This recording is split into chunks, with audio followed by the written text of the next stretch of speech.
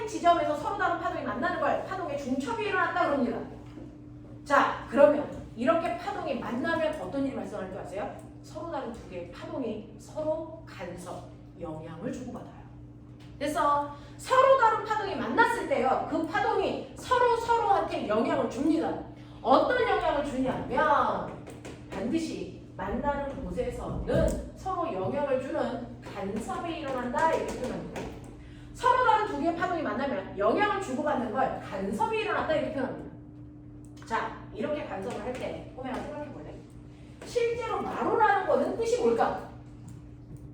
이 파동이 일어나는데요. 이 파동이 이렇게 일어나는데 이 파동의 진폭이 얼마냐면 플러스 1에 그래서 플러스 1에 진폭이 이거 무슨 말일까? 사실은 이 순간에 온 에너지가요. 여기에 있는 매질을 위쪽으로 2m 들어 올릴 수 있는 에너지를 가지고 온 거야. 그래서 그 순간 그 에너지가 오는 순간 여기 있는 매질이 쑥 들어 올려지는 거야. 알겠어? 2m. 무슨 말인지 알겠냐? 그리고 골이라는 부분은 뭐냐면 이 순간에 여기 온 에너지는 그래서 여기 있는 매질을 아래로 쑥 잡아당기는 거야. 몇 미터? 2m 잡아당길 수 있는 에너지를 가지고 있는 거야. 그 에너지가 순차적으로 진행하고 있는 거야. 그래서 이 둘 중에 에너지 중에 어떤 에너지가 오느냐, 만약에 매질을 2m 들어 올릴 수 있는 에너지가 왔다면 거기 있는 매질을 올려가는 거죠. 여기 있는 에너지가 온다면 그 매질은 밑으로 내려가죠. 됐어? 그래서 매질이라는 게 출렁이는 겁니다. 어떤 에너지가 오느냐에 따라서. 알겠어? 어떤 방향의 에너지가 오느냐에 따라서 매질이 올라갔다 내려갔다 올라갔다 내려갔다 이질하는 거야. 무슨 말인지 알겠지? 자, 그러한 파동이 진행하고 있는데 노란색 파동이 와서 얘랑 만납니다. 중첩돼요. 자, 중첩될 때 이렇게 중첩됐다고 치자. 그러면 이 H점은 어떤 줄 아세요? 하얀색 마루와 노란색 마루가 만나는 순간 하얀색 에너지도 위로 매질을 2m 들어 올리려고 하는데 노란색 에너지도 순간 같이 마루가 온 거야. 그러니까 얘도 여기 있는 매질을 2m 들어 올리려는 에너지가 동시에 왔어. 그러면 결국은 여기 있는 A라는 매질은 몇 미터 올라갈까요? 4m. 4m 올라가 진폭이 2배 커지는 효과가 나타납니다. 또 골이라는 부분에 하얀색 에너지와 노란색 에너지가 동시에 왔다고 치자. 둘 다 아래쪽으로 2m 잡아당기려는 에너지가 동시에 온 거야. 그러면 결국은 여기 있는 매질은 몇 미터 내려갈까요? 4m 내려갈까요? 맞아. 2 더하기 2, 4. 알겠습니까? 이렇게요. 그래서 파동이 만난다는 얘기는 사실은 거기에 온 에너지가 서로 됐어 결합한다는 얘기예요. 그랬을 때 에너지의 방향이 같아서 진폭이 커지는 효과. 그래서 파동의 중첩이 일어날 때는 반드시 진폭만 일어납니다. 파동에 5가지가 요소가 있었어요. 파장, 주기, 진동수, 진폭, 속력. 이렇게 서로 다른 파동이 만나면 영향을 주고받는데 그 5개 중에 뭐가 바뀝니까? 딱 하나, 진폭만 바뀌어요. 진폭만 바뀌어요. 됐어. 주기도 안 바뀌고 진동수도 안 바뀌고 속력도 안 바뀝니다. 아무것도 안 바뀌는데 진폭만 커졌다 작아졌다 커졌다 작아졌다 이런 간섭을 해요. 됐어. 그래서 파동이 중첩될 때는 진폭의 변화만 생깁니다. 그죠? 서로 마루와 마루가 만나 골과 골이 만나 라고 하는 같은 위상끼리 만나요. 같은 위상끼리 만나면 진폭이 커지는 간섭을 합니다. 이걸 우리는 보강 간섭이라고 합니다. 보강 간섭이라고 해요. 근데 만날 때 이렇게 만날 수도 있죠. 하얀색 파동의 마루와 분홍색 파동의 골이 이렇게 만나는 간섭도 일어납니다. 중첩이 일어나요. 그러면 하얀색은 여기 있는 매질을 2m 들어 올리려고 하는데요. 여기에 있는 주황색은 아래로 2m 내리려고 한다고요. 그럼 여기 있는 매질은 어떻게 될까요? 올라가 내려가? 그대로 가만히 있어요. 그럼 진폭이 이어야 되는데 0으로 줄죠. 알겠어? 이렇게 진폭을 감소시키는 간섭도 일어납니다. 그건 반대 위상이 만납니다. 이렇게 반대 위상끼리 만나면 진폭이 줄어드는 간섭을 합니다. 이거를 우리는 상쇄 간섭이라고 합니다. 그래서 간섭에는 2가지가 있다. 보강 간섭과 상세 간섭이 이렇게 있다. 보강 간섭은 같은 위상끼리 만나 진폭이 증가하는 간섭을 얘기하는 거고, 상세 간섭은 그래서 진폭을 감소시키는 간섭이다. 자, 그럼 선생님, 모든 파동이 만나면 간섭합니까? 여기 파동이죠. 뭐 있어요? 빛, 선생님 목소리. 두 개가 만나요. 자, 이 교식이라는 곳에 만나고 있죠, 지금. 그럼 간섭할까 안 할까? 만약에 간섭을 한다면 변화가 생겨야죠. 진폭의 변화. 알겠어? 그러니까 내가 말을 할 때와 말을 하지 않을 때, 이 교실에 밝기가 변해야 간섭을 한다. 맞냐? 밝기 변하고 있니? 안 변하고 있죠. 실제로 모든 파동은 서로 간섭할 수 있는 게 아닙니다. 조건이 있어요. 파장의 길이가 같아야 간섭합니다. 그래서 파장의 길이가 같은 파동이 만날 때만 간섭할 수 있어요. 근데 빛하고 소리는 파장의 길이가 다르거든요. 그러니까 아무리 두 개가 같은 공간에 만나도 서로 영향을 절대 주고받지 못합니다. 알겠습니까? 이렇게 됩니다. 그래서 파장의 길이가 같은 파동에 만나면 서로 진폭을 변화시키는 간섭이 일어난다. 그 중에서 진폭이 커지는 간섭인 보강 간섭은 같은 위상에 만났기 때문에 일어난다. 그래서 자, 진폭이 감소하는 상세 간섭은 서로 반대 위상에 만났기 때문에 일어나는 간섭이다. 알겠습니까? 이렇게 된다고요. 이러한 간섭 효과가 있어서 이걸 가지고 토마스 영이 뭐 하는 거냐면, 실제로 토마스 영이 살던 시대에 빛의 간섭을 실험하고 싶어. 그러면 일단 빛을 빵 하고 켜야지. 빛 나오는 장치를 광원장치라고 하는 거예요. 그렇죠? 그 당시에 쓸 수 있는 광원장치가 뭐 있을까요? 그때는 LED 조명이나 형광등이나 백열전구 이런 게 없었어요. 양초. 그래서 촛불을 켭니다. 촛불을 켜면 그 초 안에서 나오는 빛은 파장이 큰 애도 나오고 작은 애도 나옵니다. 가시광선도 나오지만 적외선도 나옵니다. 가시광선 중에서도 빨주, 노초, 파란보가 나오는데 색깔에 따라 파장이 다 다르거든요. 알겠습니까? 네. 그래서 일단은 같은 파장끼리 간섭하는 걸 봐야 되기 때문에 여기 앞에 아주 작은 하나의 구멍이 뚫려있는 판을 놓습니다. 우리는 이 구멍을 슬릿이라고 합니다. 구멍이 하나 뚫려있는 판을 우리가 단일 슬릿이라고 합니다. 단일 슬릿을 뚫어놓는데 이 슬릿의 구멍, 선생님은 여러분들 보여드리려고 이따시만큼 뚫었죠? 여러분들 면도칼 있죠? 그걸로 한번 싹 긁었을 때 그 작은 틈, 그거 이용하는 거예요. 요번에 우리 과거아이가 실험을 했는데 그 틈 하나의 크기가 0.01mm 정도밖에 안 된대요. 그 정도의 틈입니다. 자, 이렇게 작은 틈바구니에 여러 종류의 파장들이 막 가다가 여기를 통과하는 건 하나의 파장만 통과합니다. 그래서 그러니까 여기에 파장의 길이가 1인 아이도 있고 2인 아이도 있고 10인 아이도 있고 20인 아이도 있고 다양한 파장이 나와. 그 중에서 하나의 파장만 이 틈을 통과합니다. 그래서 단일 슬릿을 쓰는 이유는 한 파장만을 걸러내기 위해서요. 그래서 만약에 파장의 길이가 2인 아이가 걸러서 여기를 통과했다. 그 아이만 통과하는 거예요. 그래서 자, 그리고 나면 여기 앞에 이중 슬릿을 놓습니다. 이런 식으로 틈을 두 개를 뚫어놔. 틈을 두 개를 뚫는데 이 틈과 틈 사이의 간격은 면도칼 두 개를 딱 붙여요. 딱 붙이고 여러분들 검은색 마카칠한 유리판에다가 싹 긁어요. 그러면 두 개의 틈이 생기지만 사실은 간격은 더럽게 좁아요. 선생님은 이렇게 넓게 그리지만 사실은 이 틈과 틈 사이의 간격이 되게 좁습니다. 자, 그 중에서 첫 번째 틈, 두 번째 틈. 그래서 네, 여기를 오는데 자 보세요.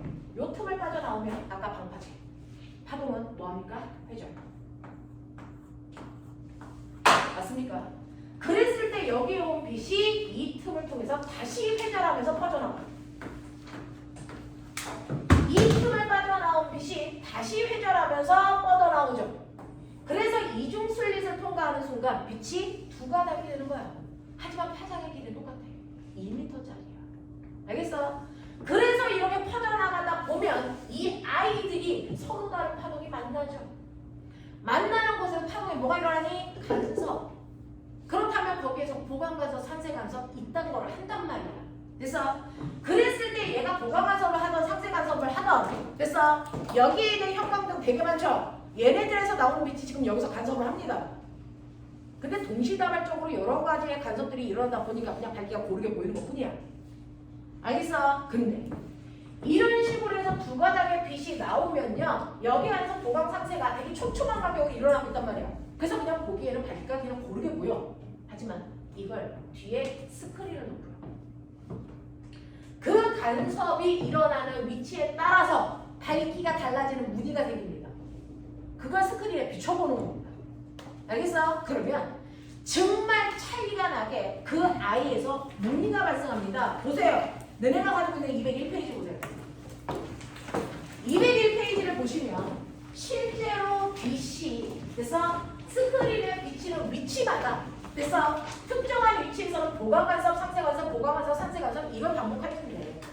보시면 빛이 보강간섭한다는 얘기는 뭐야?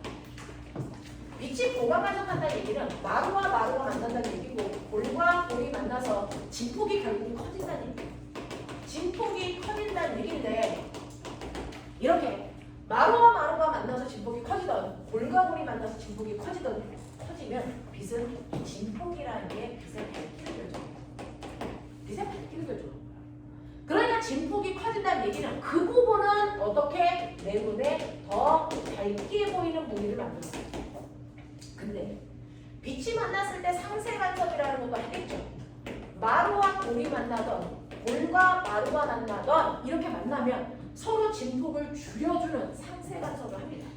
그럼 밝기가 뭐였다는 얘기야? 줄어들었다는 거야. 됐어? 그래서 그 부분을 내 눈에 볼 때 됐어? 더 어둡게 보인다는 얘기야. 되겠냐? 그러니까 어떤 부분에서는 보강간섭이 일어나서 더 밝게 보이는 부분이 있고요. 어떤 부분은 상쇄간섭이 일어나서 어둡게 보이고 밝게 보이고 어둡게 보이고 밝게 보이고 어둡게 보이고 밝게 보이고 이게 반복돼. 그걸 그려놓은 거예요. 그래서 그걸 그려놓은 거고요. 실제로 이걸 벽에 붙여보면 됐어? 비춰보면 실제로 이게 보입니다. 보입니다. 그래서 요번에 실험한 아이가 이거를 찍어서 사진으로 가져왔거든요. 보여요. 보입니다. 그래서 밝고 어둡고 밝고 어둡고 밝고 어둡고가 반복되는 걸 나는 하나의 무늬로 보인단 말이야. 그래서 이걸 우리는 뭐라 그러냐면 간섭무늬라고 해요. 간섭무늬. 이 간섭무늬가 나타난다? 이 실험을 한 거야. 만약에 빛이 파동이 아니고 입자면 그래서 여기를 통과한 빛은 그냥 여기에만 부딪히지 빛이 이렇게 퍼질 수가 없어요. 무슨 말인지 알겠어? 빛이 입자라고. 또 여기서 쏜 빛, 여기서 쏜 빛이 그냥 여기에 가서 두 군데의 빛이 딱 그냥 비치는 거지 이렇게 여러 군데의 간섭무늬가 나타날 수가 없단 말이야. 근데 빛이 나타나. 그럼 빛은 뭐였다는 거야? 회절을 했다는 거고 서로 영향을 주고받았다는 거고 빛은 파동이라는 거야. 알겠지? 그래서 이 간섭무늬를 통해서 빛이 파동이라는 걸 정확하게 증명한 사람은 토마스 영입니다. 근데 이 토마스 영은 거기서 끝나지 않고요. 이 빛의 파장이 얼마냐? 이걸 쟀어요. 눈에 보이지 않는 자기가 지금 통과시킨 이 빛의 파장을 쟀습니다. 파장을 쟀어요. 어떻게 해요? 그걸 수학적으로 보여드릴게요. 과학적으로는 간섭무늬가 나타나는 걸 통해서 빛은 파동이구나 라는 걸 증명했고 그리고 수학적으로 여기를 통과한 빛의 파장의 길이가 얼마인지를 잽니다. 그 중에서 빛이 통과한 각각의 구멍을 S1, S2라고 하고요. 그랬을 때 여기에 특정한 부분에 밝은무늬가 생기는 이 위치를 X라고 놓습니다. 자, X가 아니고 P라고 놓을게요. 그럼 어떻게 되냐면 사실은 여기에 두 개의 빛이 온 거죠. S1으로부터 P까지, S2로부터 P까지가 이렇게 온 거예요. 두 개의 빛이 사실. 되겠죠? 그랬을 때 여러분들이 보시면 되겠까요? 자, 자기들이 보시면 이때 어떤 일이 발생하냐면 S1에서 P까지의 거리와 S2에서 P까지의 거리가 같니? 다르죠? 그래서 그랬을 때 두 거리의 차이의 절대값 거리는 음수가 있을 수 없으니까 그래서 이 거리 차이를 우리는 뭐라고 하냐면 델타라고 쓰고 경로차라고 읽어요. 그러니까 여기서 여기까지 올 때 거리가 10m라고 칠게. 여기서 여기까지 올 때 이 거리가 14m라고 칠게. 그러면 얘네들의 경로차는 얼마야? 4m야. 알겠습니까? 그 얘기한 거야. 됐어? 이게 그거야. 4m야. 자, 근데 이 경로차가 4m라면 이게 중요한 게 아니고요. 이 4m가 되는 이 경로차를 가지고 여기 왔을 때 나는 경로차만 알면 무슨 간섭을 했는지를 정확하게 계산할 수 있다. 어떻게요? S1에서 파동을 일으켜요. 그래서 파동이 이렇게 가고 있는데 얘는 한 파장의 길이가 2m짜리라고. 그러니까 여기서부터 여기까지의 거리가 2m라고요. 그러면 S1에서 이런 모습을 나타내서 P까지 왔어요. 근데 S2에서도 그래서 P까지 보냈는데 둘의 경로차가 없다는 얘기는 뭐냐면 S1과 S2의 지점이 똑같다는 얘기야. 그러다가 똑같은 데서 똑같은 형태의 파동을 일으키니까 항상 뭐가 일어나니? 보강 간섭이 일어나는 지점이 바로 거기라는 거야. 그러니까 경로차를 봤을 때 경로차가 없다? 그 지점은 보강이 일어나. 그래서 같은 유선이 중복될 수 있다. 근데 만약에 경로차가 한 파장이야. 그럼 생각해봐. 한 파장 나는 곳에 있다는 얘기는 S1은 여기 있었는데 S2는 이거보다 한 파장 나서 여기가 S2라고 보면 되는 거야. 그럼 거기서 파동을 일으켰어. 이렇게 가겠지. 그래봤자 위상의 모양은 같아. 보강 간섭이야. 그 다음에 두 파장 나는 곳에 만약에 S2가 있다고 쳐봐. 그래봤자 보강 간섭이야. 세 파장 나는 곳에 있다고 쳐봐. 그래봤자 보강 간섭이야. 알겠어? 그래서 이렇게 둘이 떨어져 있는 거리의 경로 차이가 경로차가 아예 안 나던가 한 파장 나던가 두 파장 나던가 세 파장 나던가 네 파장 나던가 느낌 알겠어요? 자연수 배율의 파장 길이가 난다면 그 지점은 언제나 보강 간섭이 일어나는 지점이야.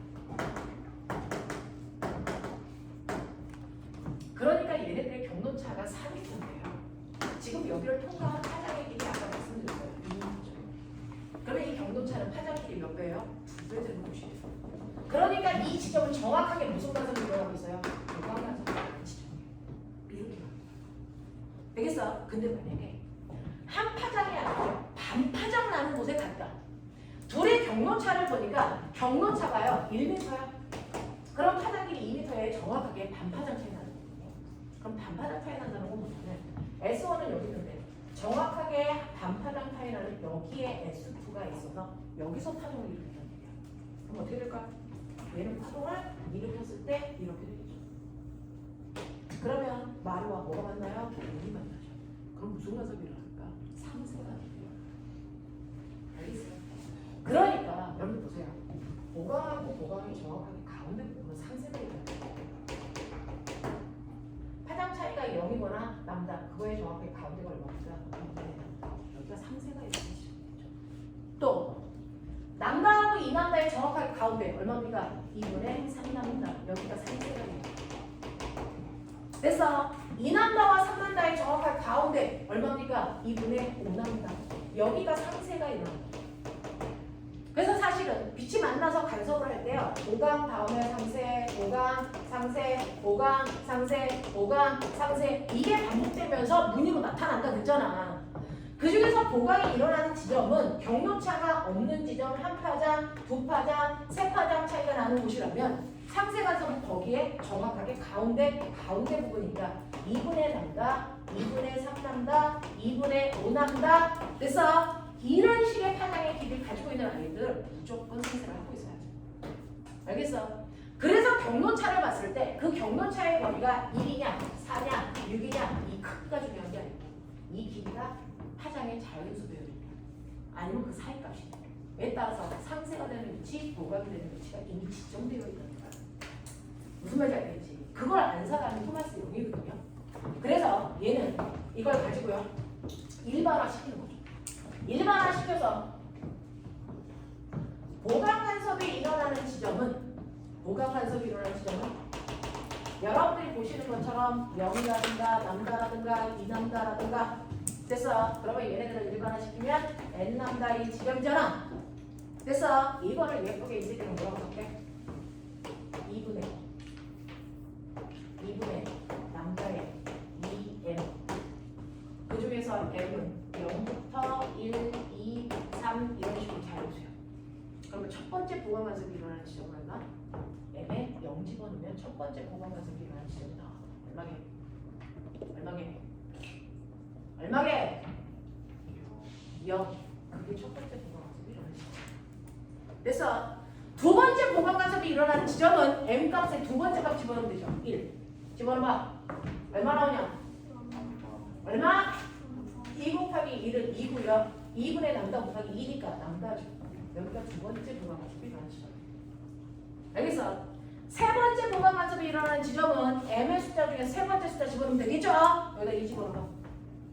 얼마 나오냐? 2는 알겠습니까? 그래서 이렇게 집어넣어서 계산하시면 몇 번째 보강간섭인 지점인지도 나올 수가 있어. 그러니까 아까 파장의 길이가 2m라고 했어요. 2분의 2. 그래서 네, 거기다가 2에 m을 곱하면 경로 차이 4가 나와요. 그럴 거면 여기다 얼마 집어넣으면 되겠니? 얼마 집어넣으면 되겠니? 여기다 2 집어넣죠. 그럼 몇 번째 보강간섭이 일어나는 지점을 내가 찾은 거니? 2니까 몇 번? 첫 번째, 두 번째, 세 번째. 세 번째 보강간섭이 일어나는 지점이었구나. 알겠어? 이런 걸 찾아낸다. 납득하냐? 납득하냐? 이 얘기야. 그래서 보강간섭이 일어나는 지점을 그래서 찾아내는 일반식을 만들어낸 사람 토마스 영인데요. 얘는 2분의 람다에 2m으로 계산하면 보강간섭의 위치를 찾아낼 수 있다. m의 값은 순서대로 0, 1, 2, 3, 4 이렇게 가는데 이 중에서 n 값을 얼마를 집어넣느냐에 따라서 몇 번째 보강간섭이 일어나는 지점인지도 알 수 있다. 알겠어? 그러면 상세간섭이 일어나는 지점도 이 사람이요. 수학으로 일반화시킨 거야.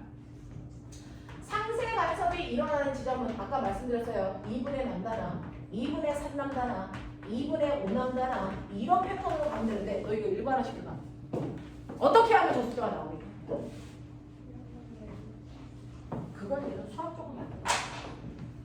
2분의 람다에 2m 플러스 1이다.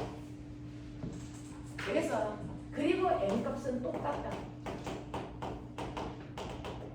그러면 첫 번째 상세간섭이 일어나는 지점은 얼마 대입해라? 0 대입해라. 그럼 0 대입해라. 얼마 나오니? 그러면 첫 번째 상세간섭. 그래서 두 번째 상세간섭이 일어나는 지점을 찾고 싶으니 그럼 너 1 집어넣어야 돼. 해봐 얼마니? 2분의 3남다. 입을 일반화시킨 사람이에요. 알겠어? 그래서 경로차만 알면 굳이 거기에 그래서 무늬를 투과시켜보지 않아도 경로차만 안다면 거기에서 무슨 간섭이 일어날지를 계산을 할 수 있어요. 그 계산식을 만드는 사람입니다. 그래서 그러면서요. 머리가 열나져요. 이 새끼 뭐 했냐면요. 그리고 깨끗하게 지웠어요. 자, 단일 슬릿은 파장을 걸러야 되는 역할 그리고 이중 슬릿, 저는 이중 슬릿부터 그릴게요. 요 지점을 S1인 지점, 여기를 S2인 지점, 두 슬릿 사이의 간격은 D 이렇게 놓을게요.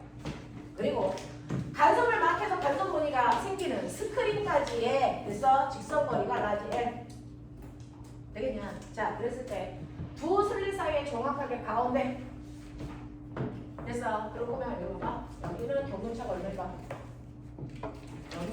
여기 무슨 간섭이 일어날까? 보강간섭이 일어나겠죠? 그 다음에 보강간섭이 일어나는 여기까지의 이 경로차를 X라고 볼게요. 그래서 자 그랬을 때 여기 봐. 이거 사이의 수식. 얘는 또 이걸 만들어. 됐어. 얘는 또 이걸 만들어. 요거를 눈에 보이기 쉽게 하기 위해서요. 선생님은 요 점을 살짝 위로 올려서 요렇게 느낌 잡아보세요. 여기를 X라고 한다. 첫 번째 보강간섭, 두 번째 보강간섭이 일어나는 지점이에요. 자 그랬을 때 S1에서 여기까지의 거리가 이 지점을 P라고 한다. 자 S2에서 P까지의 경로가 이렇게 가서 보강을 했겠죠. 그쵸? 그쵸? 자 그랬을 때 보면은 요 길이와 요 길이의 차이가 얼마나 라고 하는 S1P에서 S2P를 뺀 요값만 알면 우리가 보강인지 상태인지를 확인할 수 있는데 요 값이 얼마일까? 이거예요. 경로차가 얼마일까? 근데 사실은 얘가 뭐냐면 태양입니다. 얘가 어디냐면 지구입니다. 됐어. 여러분들 중학교 2학년 때 배웠어요. 햇빛은 어떻게 도는다고? 별을 반사한다. 맞아. 그래서 지금은 좁은 칠판 안에다 그리느냐고 이 각도하고 이 각도가 엄청나게 다른 것 같지만 사실은 태양에서 오는 빛은 거의 나란하게 오거든요. 거의 나란하게 오는데 이 각도가 살짝 차이 나서 엄청나게 많이 가다 보면 얘가 한 지점에 뭐하니? 얘가 모여요. 엄청나게 많이 가요. 거의 평행하게 오거든요. 그러니까 이 광선이 그냥 여러분들이 보시는 평행 광선이다. 거의 각도의 차이가 없다. 그러면 이 평행하게 오는 빛의 이 지점에서의 경로 차이가 얼마냐? 라고 하면 여기에서요. 대개님 여기에서 얘네들이 거의 평행하게 오는데 어느 지점에서 만난 거잖아요. 거의 평행하게 오는 것처럼 보이는데 어느 지점에서 만난 거잖아요. 그랬을 때 이 둘의 거리 차이는 여기서 수선에 발을 내리면 요만큼의 거리 차이가 생깁니다. 알겠어? 이렇게 있자. 이렇게 있자. 그러니까 여기서 수선에 발을 내리면 됐죠? 요만큼의 둘의 길이 차일 거다. 이게 경로차다. 이게 거의 평행하니까. 알겠습니까? 이거예요. 우리는 공간 안에서 이 짧은 공간 안에서 다 그리다 보니까 느낌이 없는데 사실은 얘하고 얘가 거의 평행하게 가는 거예요. 그래서 둘의 길이 차이는 여기에서 수선에 발을 내렸을 때 요만큼의 차이가 경로차야. 그래서 그게 이거예요. 알겠습니까? 자, 근데 보면 요 각도가 이제부터 정신 차려. 요 각도가 세타야. 그러면 이 중심에서요. 됐어. 자, 중심에서 이렇게 그렸을 때 요 각도가 세타라는 걸 기하적으로 이해해 주려나. 요것도 직각삼각형이거든요. 이 직각삼각형하고 이 직각삼각형이 닮은 겁니다. 그래서 요 각도가 세타면 요 각도가 반드시 세타. 납득하게 바랍니다. 자, 그랬을 때 보면 요 작은 직각삼각형에서 그래서 요 직각삼각형이고 요 델타 어디로 구하면 되니? 직각삼각형에서 빗변의 길이가 d, 각도는 세타. 그럼 얘는 얼마니? d 사인 세타죠. 그래서 그렇다면 그 d 사인 세타의 의미를 이 삼각형에서 찾아보자. 원래 사인 세타는 뭐냐? 빗변분의 높이지. 그러면 요 길이 분의 요 길이지. 맞아? 근데 내가 얘기했지. 이 각도가 코딱지라고. 맞아. 거의 평행하게 가기 때문에 요 각도가 코딱지보다 직각삼각형. 각도가 코딱지인 직각삼각형이야. 각도가 코딱지야. 그럼 이제 내가 해줄게. 각도가 더럽게 작아. 더럽게 작은 각도를 가지고 있는 직각삼각형인데 밑변의 길이랑 빗변의 길이가 어떨까? 거의 같아. 그래서 사인 세타나 탄젠트 세타나 같은 값으로 물리에서는 칩니다. 각도가 더럽게 작을 때는 사인 세타 값이나 탄젠트 세타 값이나 그 새끼가 그 새끼야. 왜? 얘는 빗변분의 높이이고요. 얘는 밑변분의 높이인데 요 값이나 요 값이나 별 차이가 없거든요. 그럼 같게 나요. 알겠어? 자, 그렇다면 빗변하고 높이하고 별 차이가 밑변하고 별 차이가 없다고? 그러니까 빗변하고 밑변하고 별 차이가 없네? 너 같다고 말하지. 요 길이가 얼마나? 이게 맞아. 아까 그죠? 그래서 요 값이 바로 L분의 0이 X값으로 나도 부방할 정도의 각도 차이밖에 안 나요. 알겠어? 이렇게 됩니다. 그래서 여기 앞에 D가 있으니까 여기다가 D를 곱하면 이렇게 됩니다. 그래서 경로차는요. L분의 DX로 계산한다. D는 이중순리 사이의 간격이고 X는 간선무리 사이의 간격이고요. 그 다음에 L은 이중순리과 스크린 사이의 간격입니다. 됐어. 자, 그랬을 때 얘가 밝은 무늬에서 그 다음 밝은 무늬까지라면 밝은 무늬에서 그 다음 밝은 무늬까지 밝은 무늬에서 그 다음 밝은 무늬 밝은 무늬에서 그 다음 밝은 무늬 밝은 무늬에서 그 다음 밝은 무늬까지의 거리 차이가 얼마니? 한파는 차이. 무조건. 알겠습니까? 그러니까 이때 이 아이의 경로 차이는 바로 이게 한파잖아. 그래서 여기다가 숫자 넣고 계산하시면 그게 지금 여기를 통과한 빛의 파장입니다. 알겠냐? 다시 말할까요?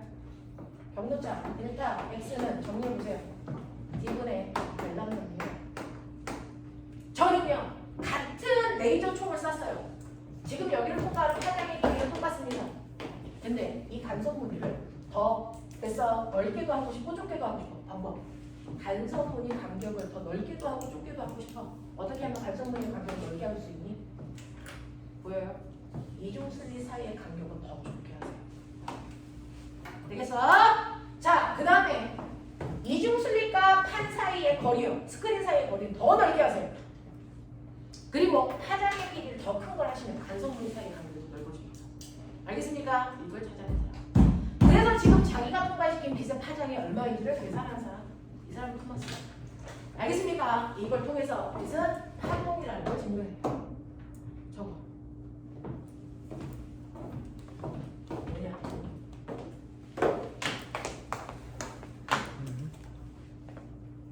이렇게 됩니다. 라고 하는 거 기억해 두시면 되죠? 자, 그래서 이게 토마스 영이 실험한 바로 간섭무늬 실험으로 간섭 실험한 거야. 이 간섭 실험을 통해서 아, 빛은 회전했네? 그러니까 빛은 파동이네? 이 얘기한 거고 그 파동일 때 파장의 길이가 얼마야? 라고 하는 수치 계산하는 방법까지 보여준 사람. 이해돼? 이런 얘기 한 거고요. 그러면 이제 아인슈타인. 빛은 파동이야? 입자래. 그래서 아인슈타인은 빛이 입자라 그랬잖아요. 그러면 아인슈타인이 실험한 빛의 이중성은 뭐야? 라고 하면 그 이중성 중에서 파동성을 실험한 사람이 토마스 영이고요. 토마스 영이 간섭 실험을 통해서 빛이 회전하니까 빛은 파동이야. 이거 증명한 거죠. 근데 이중성 중에서 입자성을 주장한 사람은 바로 아인슈타인. 얘는 방전 효과를 통해서 얘기한 거예요. 자, 방전 효과는 뭘까요? 방전 효과는 뭘까요? 라고 합니다. 방전 효과라고 하는 걸 보면 실제로요. 이렇게 금속이 있다. 금속 덩어리가 있어. 근데 이건 금속이잖아요. 금속과 비금속의 가장 큰 차이점. 금속은 자유전자가 드글드글하다. 그래서 탈출하고 싶어 죽겠는 자유전자들이 드글드글하니까 조금만 자극을 주면 전자들을 금방 탈출시킬 수 있는 상태. 알겠어? 그래서 밖으로 나가고 싶은 전자들이 드글드글하대요. 그러면 얘를 탈출시키면 되죠. 우리 화학 시간에 배웠어요. 자, 이렇게 원자 핵이 전자를 잡아당기는 정전기적인 인력 때문에 얘가 탈출을 못하고 있는 거잖아. 그래서 그러면 이렇게 원자 핵이 전자를 잡아당기는 에너지를 우리가 10이라고 치자. 그러면 10이라는 에너지로 여기 있는 전자를 잡아당기고 있어. 한번 하면 돼. 10보다 더 큰 에너지를 주면 이걸 끄고 얘가 최고 나가겠지. 알겠습니까? 알겠습니까? 그래서 이 전자한테 지금 원자 핵이 잡아당기는 전기력보다 더 큰 에너지를 줘서 이 힘을 끊고 튕겨나가게 한 거야. 그러면 엄청난 에너지를 줘서 쏴주면 무조건 탈출한다는 거죠. 엄청난 에너지를 뭘로 쏴줄까요? 그게 빛 에너지를 쏘는 순간 그 중에서 엄청난 에너지를 가지고 있는 빛을 전자가 먹습니다. 흡수합니다. 되겠어? 자, 엄청난 에너지를 가지고 있는 빛을 전자가 뭐 한다고? 흡수한다고. 그러면 그 에너지를 흡수한 전자는 자기를 잡아당기는 인력을 끊고 전자가 밖으로 튕겨 나오겠죠? 됐어? 이렇게 전자가 밖으로 튕겨 나오게끔 해주는 효과. 빛을 이용해서. 이걸 방전 효과라고 합니다. 빛을 이용해서 전자를 밖으로 튀어나오게 하는 효과를 뭐라고 한다고? 방전 효과.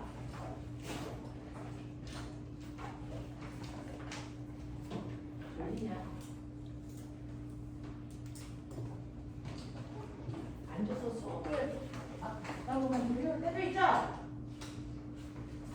피곤해서 졸거나 습관이라서 졸거나 오늘 성형이 절대 안 졸고 있죠? 제가 밖에서 1시간 반을 졸고 절대 안 자잖아요. 그러니까 집에 가서 제때 자고 제때 일어나는 습관을 키우십시오. 항상 아침 7시부터 밤 12시까지는 집중할 수 있게 나머지 시간을 자라고요. 12시부터 7시까지 자면 되잖아. 그러면 7시부터 12시까지만 점심 차리고 있으면 공부를 할 수 있잖아. 집에 가서 헛짓해서 12시부터 새벽 4시까지 저 앉아있었어요. 뭐 했는데? 12시부터 새벽 4시까지 수업시간처럼 밀착되게 공부했어? 아닐 거잖아. 대부분은 핸드폰 했잖아. 그 시간에 왜 눈을 뜨고 있어? 저 자. 학원에 와서 공부하시고 학교에 가서 수업하고 있는 내용 들으시고. 전교 1등 하는 애들은 가지고 있는 시간이 하루가 48시간이냐? 아니잖아. 근데도 전교 1등 하잖아.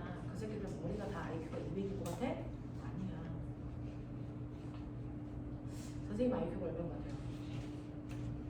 선생님은 중학교, 고등학교 수학 경시대회에서 1등 했었거든요. 지금은 산수력이 떨어졌지만 엄청나게 산수를 잘했다고요.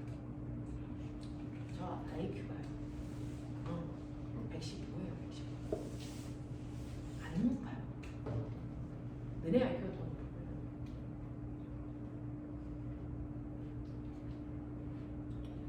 그래도 어디 가서 공부 못한다는 소리를 들어보시죠. 근데 제가 잠을 안 자고 공부했냐? 사실은 좀 덜 잤어요. 저는 새벽 2시까지 했어요. 아침에 7시에 일어났어요. 그래도 수업 시간에 절대로 안 졸았거든요. 선생님 때는 여러분들 부모님하고 선생님하고 나이하고 거의 비슷할 텐데 선생님보다 부모님이 조금 더 젊으시거나 조금 더 나이가 드셨을 텐데 어쨌든 연배는 비슷할 텐데 선생님 때는 학원이 없었단 말이죠. 학원은 제 수준만 다니는 곳이었어요. 이런 학원이 없었단 말이야.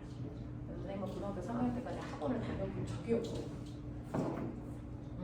그러니 얼마나 모르는 거에 대한 그걸 해결하기 위한 시간이 오래 걸렸겠냐. 그럼에도 불구하고 했단 말이야. 그리고 우리는 수능을 왜냐면 수능을 안 봤어요. 거짓말이에요. 학력고사 봤어요. 선생님은 학력고사를 몇 과목 봤는지 아세요? 선생님은 국사도 보고요. 한문도 보고요. 학력고사에 그래서 그런 과목도 봤단 말이에요. 그래서 정신 차리십시오. 정신 마십시오. 피곤한 건 이해하는데 시간 관리 능력이 이제 앞으로는 그게 중요해요. 그래서 원하는 거 다 하시려면 잠을 자지 말라는 얘기가 아니고 잠을 자야 돼요. 안 자면 머리가 멍해서 집중이 안 됩니다. 잠은 자는데 정해진 시간에. 그래서 집중해서 주무십시오. 그게 방해가 되는 거예요. 끊으셔야 됩니다. 그래서 오락도 친구들하고 SNS 하는 것도 다 끊으셔야 된다고요. 지금 있는 그 친구들 20년 후에 절대 한 명도 만나지 않습니다.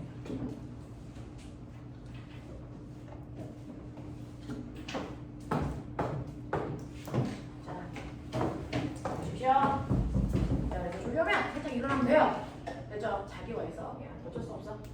자, 그래서 보시면 이렇게 빛을 먹으면 전자는 자기를 속박한 에너지를 끊고 밖으로 탈출한다. 그래서 빛을 먹여서 전자를 탈출시키는 효과를 우리가 광전 효과라고 하고 빛 먹고 탈출한 전자를 뭐라고 해? 광전자. 빛 먹고 탈출한 전자, 광전자. 됐어. 이게 광전 효과야. 됐죠? 빛을 먹여서 전자를 탈출시키는 걸 광전 효과라고 하고 그때 빛 먹고 탈출한 전자를 광전자라고 한다. 그러면 나는 이걸 할 거다. 됐어? 자, 근데 그걸 하기 전에 꼬맹아 생각해봐. 빛이요. 빛은 파동일 수도 있고 입자일 수도 있잖아. 자, 빛의 성질 몇 가지? 소리는 3가지 성질이 있어요. 높이, 세기, 맵시. 이해합니까? 됐죠? 빛도 이렇게 2가지 성질이 있어요. 자, 빛에는 어떤 성질이 있을까요? 빛은 밝기와 빛의 세기라고 하는 거. 어두워요, 눈부셔요 라고 하는 거 밝기. 알겠어? 그거랑 뭐가 있을까요? 색깔. 요 2가지 성질이 있어요. 빛은 밝기와 색깔이라고 하는 2가지 성질을 가집니다. 자, 근데 빛이 파동이라면 밝기 누가 결정할까요? 어우, 빛 좀 환하게 틀어주세요. 뭐 조절하면 될까요? 진폭이. 이게 빛의 밝기를 결정하니까 아까 보강 관섭할 때 진폭이 커졌죠? 그래서 더 밝아지고. 알겠습니까? 색깔은 뭐를 결정할까요? 자, 물어볼게요. 빛의 3원색. RGB가 한국말 뭔데? 빨, 초파. 알겠어? 네, 빨, 초, 파요. 이 색깔이요. 나 빨간색 빛이었다가 초록색 빛으로 바꿔주세요. 이게 뭘 바꾸는 걸까요?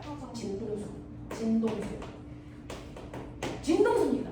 진동수가 빛의 색깔을 결정해. 그러면 이 중에서 진동수가 제일 큰 게 누굴까요?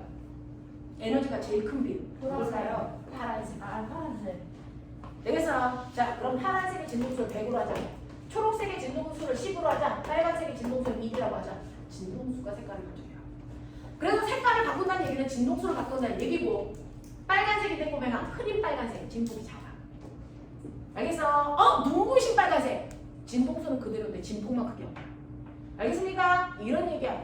그러니까 이렇게 빛이 파동일 때요. 각각을 담당하는 아이들이 얘네들이고 그럼 빛의 에너지는요. 파동일 때는 진폭의 제곱에 진동수의 제곱이 에너지의 크기입니다. 진폭과 에너지의 크기를 각각 제곱해서 곱한 값이 그 파동의 에너지의 크기입니다. 이렇게 보여요. 근데 빛이 입자가 되면 이걸 결정하는 게 달라져요. 그걸 증명했다고요. 그걸 통해서 입자라는 걸 알려준 거라고요. 누가? 아인슈타인이. 그래서 빛이 파동이 됐대요. 밝기는 진폭이고 색깔은 진동수였는데 빛이 입자의 성질을 갖게 되면 색깔은 여전히 진동수. 색깔은 여전히 진동수라 빨간색이 진동수 1, 초록색은 10, 파란색은 100의 진동수를 갖는 게 맞아. 근데 문제는 이 밝기가 진폭이 아니에요. 그래서 눈부신 빨간빛, 흐린 빨간빛, 그건 빨간빛을 가지고 있는 광자수, 입자수가 진폭하고 전혀 상관없어요. 그래서 입자일 때, 빛의 입자일 때 그 광자 에너지 하나하나 어떻게 보여요? 광자 에너지 하나하나는 HF로 구합니다. HF. 광자일 때. H는 뭐냐면 플랑크 상수예요. 그러니까 그냥 일로 생각하면 돼요. 그래서 F는 뭡니까? 진동수예요. 그러니까 빛이 입자일 때 그 빛이 가지고 있는 에너지는 그냥 진동수만 결정해요. 진폭 전혀 상관없어요. 알겠어요? 밝기 전혀 상관없어요. 무슨 말인지 알겠어? 이런 얘기야. 그러니까 이걸 가지고 아인슈타인이 실험을 했는데 어떤 실험을 했냐면 이 새끼가 누구냐면 CEO. 한국말로 읽어. 편의점은 아니야. 뭐야? 구리. CEO는 구리야. 알루미늄 어떻게 써? AL. 알겠습니까? 네, 구리야. 자, 이 구리는요. 구리의 원자핵이 있어서 거기서 탈출하기 위해서 필요한 에너지가 그래서 구리는 얼마 가지고 있냐면 자, 이렇게 원자핵이 잡아가면서 탈출하기 위한 최소한의 에너지를 우리가 워크 펑션 E라고 써요. W라고 써요. 원자핵이 잡아당기는 힘 때문에 전자가 탈출할 수 없어요. 전자를 탈출시키기 위한 최소한의 에너지를 우리는 E람수라고 불러. 라고 아인슈타인이 했어. E람수라고 하네. 자, 그러면 구리는 E람수가 오메가 네, 얘를 15라고 하자. 그러면 15줄만큼의 에너지를 줘야 저 전자를 탈출시킬 수가 있어요. 구리에 있는 전자들은 그렇다고 치자. 그러면 내가 빛을 쏩니다. 올 때는 파동이야. 근데 여기에 금속이랑 꽝 하고 부딪히는 순간 빛이 입자로 바뀌어요. 광자기로 바뀌어요. 그러면 여기에 수도 없이 많은 광자들이 올 건데 그래서 내가 지금 쏜 빛이 누구라고 할까요? 빨간색 빛이라고 시작. 빨간색 빛 광자가 여기에 100개가 오든 1000개가 오든 빨간색 빛은 빨간색이에요. 그럼 빨간색은 어떻습니까? 에너지 HF죠. 되겠어요? 네. H는 여러분들 상수니까 그냥 1로 생각하려고 했어요. 빨간색 빛의 진동수 얼마예요? 1이죠. 그럼 얘는 에너지 얼마가 좋아요? 1 가지고 왔다 이렇게 생각하면 맞아요? 그럼 보면은 빨간 빛이 왔는데 에너지가 1 가지고 있는 에너지를 가지고 온 거야. 그러면 1 가지고 온 에너지를 전자가 먹어야 되겠지? 나 이제 말씀드릴게요. 한 개의 전자는 광자 몇 개 먹을 수 있을까요? 미시세계에서는 1대1을 내요. 전자 하나는 광자를 하나밖에 못 먹습니다. 그러면 전자가 탈출하기 위해서 15만큼의 에너지가 필요한데 광자 빨간색이 가지고 온 에너지가 1이야. 자, 그거 먹고 탈출할 수 있냐? 없죠. 그러니까 빨간빛을 비췄어. 광전 효과 나오니 안 나오니? 안 나와. 여기서 탈출하는 전자가 한 개도 없습니다. 그래서 빨간빛을 썼더니 광전 효과가 일어나지 않습니다. 왜? 이람수가 15입니다. 납득이 되길 바란다. 알겠어요? 빨간빛이 1000개가 와도 전자 하나당 먹을 수 있는 게 한 개밖에 없어. 그러니까 1밖에 못 먹어. 그래서 못 나와. 그럼 내가 요번에는 바꿔볼게요. 빨간빛이 아니고 초록빛으로 바꿀게요. 초록빛은 진동수가 10이라고 했어요. 그러면 초록빛 하나가 가지고 있는 에너지가 얼마니? 10이야. 그럼 그거 뭐 탈출할 수 있니? 없어. 왜? 이람수가 15니까요. 얘도 광전입니다. 내가 파란빛으로 바꿀게요. 파란빛은 진동수가 100입니다. 그럼 파란빛을 먹으면 에너지 얼마나 흡수하는 겁니까? 100. 탈출할 수 있니 없니? 있어요. 그래서 파란색 빛을 먹은 순간 전자는 탈출합니다. 왜? 탈출할 때 필요한 에너지가 15밖에 안 되니까. 알겠습니까? 네. 그러면서 아인슈타인은 이때 그래서 공식을 광자가 가지고 있는 에너지 그걸 전자가 먹는다. 그걸 먹으면 일단은 탈출하기 위해서 필요한 에너지만큼을 쓴다. 됐어? 이러면서. 그리고 그 나머지 100이라는 에너지 가지고 있었는데 15만큼을 썼어? 얼마 남아? 얼마 남아? 85. 에너지 보존법이 성립할까 안 할까? 반드시 성립해. 그러면 85라는 에너지는 뭡니까? 탈출한 후에 전자가 뭡니까? 가지고 있는 운동 에너지. 그걸 갖고 전자들이 떠다니는 거예요. 알겠습니까? 그래서 이런 수만큼의 에너지는 탈출할 때 쓰고 나머지 에너지가 탈출한 후에 전자가 가지고 있는 운동 에너지가 됩니다. 됐어? 자, 이걸 아인슈타인의 그래프로 그리고 싶네. 가지가자. 아인슈타인의 그래프로 그리고 싶네. 이게 탈출한 후에 전자가 보는 운동 에너지. 이쪽이 진동수. 그럼 눈에는 1차 함수식. 1차 함수식의 기본 y는 뭐니? ax 플러스 b. 기억나니? 자, 이때 y가 뭐니? 운동에너지.